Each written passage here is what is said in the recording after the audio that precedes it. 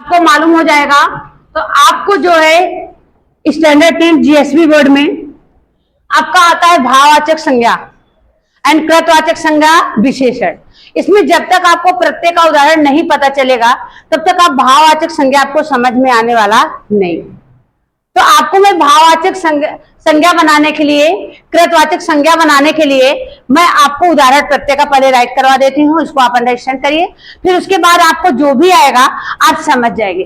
प्रत्यय का मैंने डेफिनेशन पहले भी आपको बताया था कि प्रत्यय का मतलब होता है मूल शब्द के बाद में जुड़कर कोई नया शब्द बन जाए और उसके अर्थ परिवर्तन हो जाए, उसको हम क्या बोलते हैं बच्चों? प्रत्यय। जैसे देश है देशवासी, राइट। तो यहां पर मैं प्रत्यय का वही उदाहरण आपको राइट करवा रही हूं कि जो उदाहरण आपको एग्जाम के डेट से इंपॉर्टेंट है, राइट। तो जैसे ता, पन, ई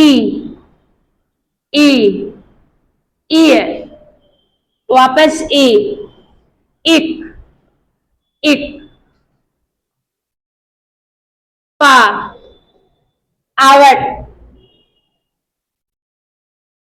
आहट, अक, का। ये देखिए प्रत्यय के उदाहरण है, ठीक है ना। तो आपका स्टैंडर्ड 10th में जो आता है, आपको कोई वर्ड दिया रहेगा, आपको डेफिनेशन नहीं पूछेगा, ये भी नहीं पूछेगा प्रत्यय कितने प्रकार के होते हैं, लेकिन वो जानकारी के लिए मैंने बताया, राइट। आपको पूछेगा, जैसे लिखा रहेगा बच्चा और बोलेगा भाववाचक संज्ञा बनाइए। भाववाचक संज्ञा बनाने के लिए जातवाचक में संज्ञा जो होती है उसमें हम प्रत्यय ज्वाइन कर देते हैं, हमारा भाववाचक संज्ञा बन जाता है।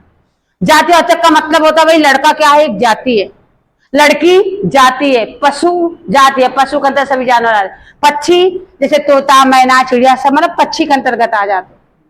तो उसमें आपको प्रत्यय जब आप ज्वाइन करेंगे तो आपका भाववाचक संज्ञा बन जाएगा।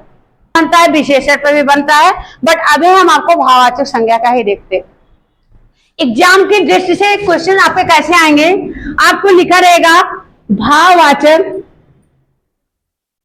संज्ञा बनाइए, राइट। लिखा रहेगा बच्चा, तो आपने यहां पर आपको याद करने की जरूरत नहीं। अगर आपको पता है पन प्रत्यय होता है, आपने यहां पर डाल दिया बचपन, आपका राइट हो गया। जैसे लिखा रहेगा लड़का, क्या आ जाएगा? लड़कपन, ओके। चैप्टर 2 पढ़ा था, उसमें आई थी बूढ़ी काकी, तो उसमें बूढ़ा शब्द आया तो उसमें आपको आ जाएगा, लिखा रहेगा बूढ़ा, क्या आ जाएगा आपका? बुढ़ापा।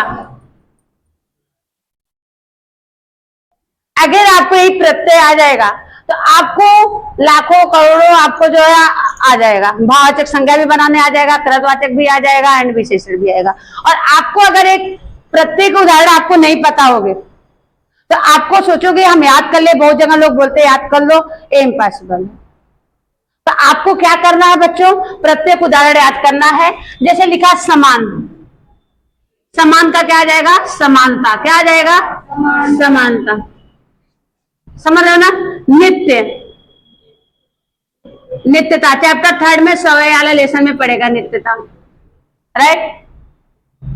लिखा है जैसे कि सिद्धि, सिद्ध, क्या आ जाएगा? सिद्धि, राइट, ठीक है। जैसा लिखा है कि अभी कि बनना, बनना लिखा है, आपको क्या आ जाएगा? बनावट, क्या आ जाएगा? लेख, लेख एक कृतवाचक संज्ञा हो गया, करना लेख मतलब लेखक। जैसे शिक्षा, शिक्षा कौन देता है? शिक्षक, शिक्षक, इसमें आपने अक प्रत्यय जोड़ दिया। जो स्टैंडर्ड 12th में आता है उसमें प्रत्यय चेंज करने का था, बताना पड़ता है भाई शिक्षक में प्रत्यय कौन सा लगा है। बट आपको जो आएगा, शिक्षा लिखा रहेगा, आप लिख देंगे शिक्षक। लिखा रहेगा चोर, आप लिख देंगे चोरी।